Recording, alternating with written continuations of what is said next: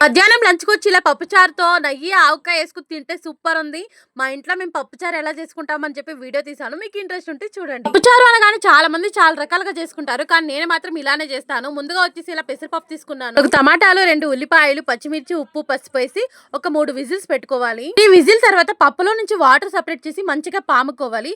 పాముకున్న తర్వాత పప్పులో వచ్చిన వాటర్‌నే యాడ్ చేసుకోవాలి. నేను ఎక్స్‌ట్రా వాటర్ ఏమి యాడ్ చేయను. ఇంకా తర్వాత నాకు టేస్ట్‌కి తగినట్టుగా సాల్ట్ వేసుకొని మగ్గనిచ్చి తర్వాత మనం అయితే పోపెట్టుకోవడం. ఇంకా జీలకర్ర, ఆవాలు, ఉల్లిపాయ వేసి మంచిగా పోపేసాను. చూసారు కదండి, చాలా సింపుల్ గా పప్పుచారు అయితే చేశాను. ఇంకా లాస్ట్ లో వచ్చి ఫైనల్ టచ్ గా కొత్తిమీర అనేది వేసుకున్నాను. చూసారు కదండి, చాలా సింపుల్ గా పప్పుచారు అనేది రెడీ అయిపోయింది. ఇలా నాలో ఎంతమంది పప్పుచారు చేస్తుంది కామెంట్ చేయండి. ఉల్లిపాయలు కూడా వేసాను. ఇంకా పప్పుకి తోటగా ఇలా అప్పడాలు వడియాలు లేకపోతే మా వాళ్ళకి అసలుకే ముద్ద దిగదనుకోండి. ఇలా అప్పడాలు అయితే వేసాను. అన్నంలోకి పప్పు, అప్పడం, నెయ్యి, ఆవకాయ వేసుకుని మధ్యాహ్నం లంచ్ అయితే మేము ఇలా కాని చేసాము. నాలా పప్పుచారు ఎంతమంది చేస్తారనేది కామెంట్ చేయండి గైస్. ఉంటాను. అలాగే ఛానల్ కూడా సబ్స్క్రైబ్ చేసుకోండి.